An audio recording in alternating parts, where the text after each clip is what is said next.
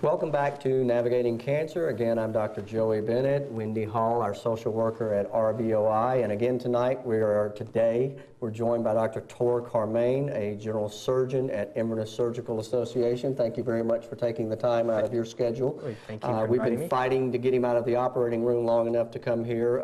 He's new to the area. And in a little bit, we'll put the phone number up and everything. Very well-respected surgeon. And today, we're talking about colorectal cancers. In the first couple of sets here, we went through the screening and we talked about what things look like.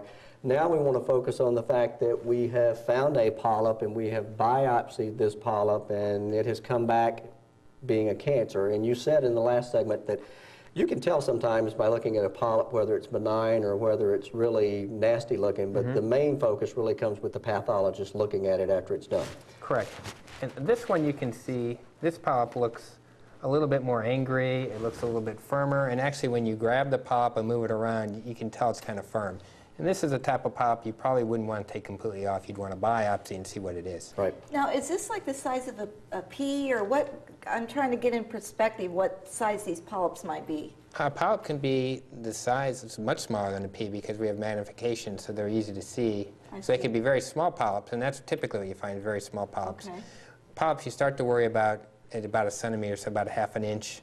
That's when they're like, oh, those could develop into trouble. And then something like that you see on the screen here is probably 2 or 3 centimeters, 4 centimeters. And for the most part, we believe that most colon cancers actually come from polyps that are left alone and allowed to grow for long periods of time, sometimes maybe even 7 to 10 years. And it's part of the recommendation that if you have a colonoscopy and you don't see any polyps, you repeat that 7 to 10 years down the road just in case you've developed more. But we've now found this cancer. Let's look at some of the statistics that go along with colorectal cancer. 140,000 cases per year in the United States, about 50,000 deaths, although these are decreasing because I think we're finding polyps earlier. The 5-year survival is about 65%. So if you get a colorectal carcinoma, you got about a third of a chance of dying. If you get it on, but it's definitely, if you're in early stage, you're much more treatable. Right. And you tend to be falling to 65%. And typically, if you get to the 5-year time frame, you're probably cured. And I think it goes back to other screening tools. The sooner you can diagnose a cancer, the better your outcome is going to be, both from a surgical standpoint, chemotherapy, maybe radiation. We're kind of lumping colorectal cancer together here, but we're going to break them down in a little bit because they really are kind of two different creatures from the standpoint of what the treatment may be, although it's all one long continuous system. So look at the next slide. Talk about the treatment of colon cancer first. Typically, it's first started with, first you get the colonoscopy, you get the diagnosis, and then it's going to be in a segment of colon. And then what we typically do is we need to take that segment out. So if it's on the right side, we do a right hemicolectomy. It's basically plumbing work. We take out the colon, we take out the blood supply to it, the lymph nodes follow that blood supply, and then we hook it back together. Good. And then we send that piece of colon off to the pathologist, and he gives us the diagnosis, tells if the lymph nodes are positive or negative. And for the most part, most colon cancers can be resected and the colon hooked back together. Most colon cancers are, take it out, hook it back together. Right, good. Now, after you've had the hemicolectomy or taken out part of the colon, radiation therapy is rarely used as far as colon cancer goes. The only time that I think that we use it in our practice is if we have a tumor that is so advanced that it has grown out of the rectum and is kind of attached to the inside of the abdominal wall. Chemotherapy, on the other hand, is much more common. And the chemotherapy, after your surgery is done, if you've got a very early cancer, you don't have much depth of invasion, not very deep, and lymph nodes are checked at the same time. If it's an early tumor with negative lymph nodes, your chance of being cured with the surgery is significantly high, I mean very high. If it's in the lymph nodes or if it invades a little bit deeper, you may have to have an appointment with one of the medical oncologists to talk about chemotherapy. And that changes all the time. We are now coming out with a test called an Oncotype test that we've been using for breast cancer for years and years. Kind of helps us determine whether a person might benefit from cancer. And now there's a lot of research going into this same type of genetic testing for rectal cancers and colon cancers. And it might help us in the future to determine who really does benefit from it, because right now we base the adjuvant therapy or the extra chemotherapy on the depth in the lymph nodes, more or less, right. Look at the next slide. When we do the surgery, and you've talked about this surgery, how often do people have to have like a colostomy? I mean, is that very common in a colon cancer that they may have to have a colostomy bag? If it's outside the rectum, it's unusual. Okay.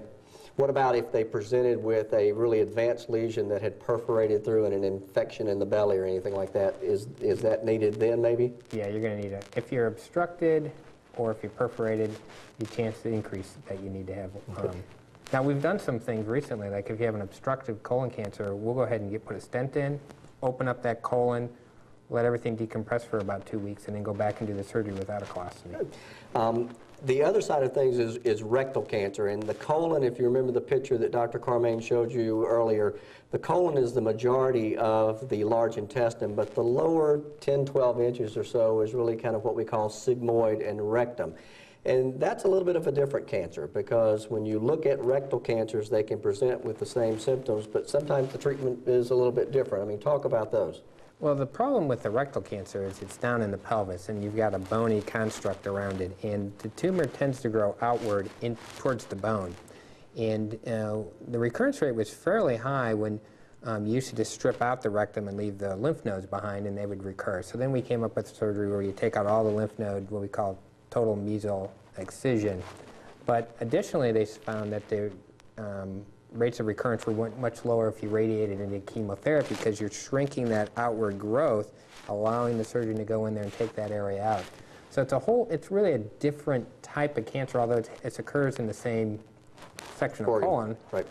But it's a different animal. And I think that what we have practiced for years and years is if they're fairly large or so, we can do the radiation and chemotherapy up front to shrink them down. Hopefully that allows the surgeon to go in and remove that section.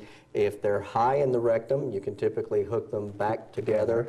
Problem sometimes comes if they're really down low in the rectum, and I think that's a blood supply issue and a getting down to where it is and being able to hook them back together again. So, probably a real low rectal cancer. If you can get it out, you can hook them together, but you may divert with an ileostomy to divert the stool, let that area heal, come back in 8 weeks, check and make sure that's still healed together well, and then they're fully covered. And just a temporary diversion of the stool and then come back in and hook them back together. So it has been a very informative presentation with you. I want to thank you so much for coming in. Thank Dr. Torr Carmain, surgeon at Inverness Surgical Association. His name and number will show here on the screen. If you have any questions, please feel free to call them. Wendy and I want to thank you for being here with us this evening. Hope you enjoyed the program, and we'll see you next week.